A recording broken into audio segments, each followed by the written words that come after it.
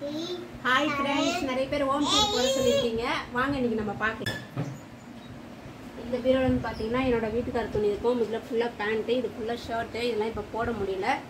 இது எல்லாமே பார்த்தீங்கன்னா அத்தையோட புடவைங்க தான் இந்த பீரோவில்.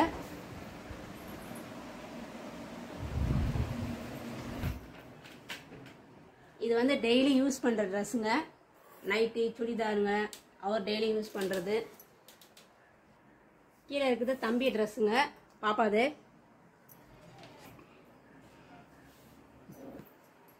இது வந்து என்னோட பீரோ. எல்லாமே என்னோட ட்ரெஸ் மட்டும்தான் இருக்கு இதுல. இது வந்து என் கல்யாணத்தப்ப எடுத்த புடவைங்க, ரிசப்ஷன் புடவை, முகூர்த்த புடவை எல்லாம் வச்சிருக்கேன் கவர்ல.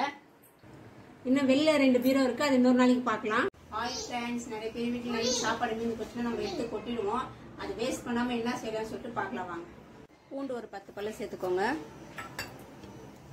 காஞ்ச மிளகாய் ஒரு 4, ஒரு டேபிள் ஸ்பூன் அளவு ஜீரகம்.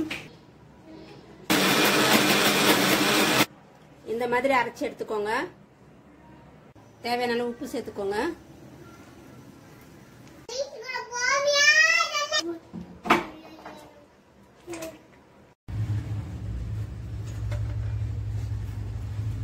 ஹாய் ஃப்ரெண்ட்ஸ், அன்னைக்கு சாப்பாட்டில் வத்தல் போட்டோம்னா பார்த்தீங்கன்னா நல்லா காஞ்சிச்சு பாருங்க. இப்போ நம்ம அதை வறுத்து எடுத்து எப்படி இருக்குன்னு சொல்லிட்டு பார்க்கலாம்.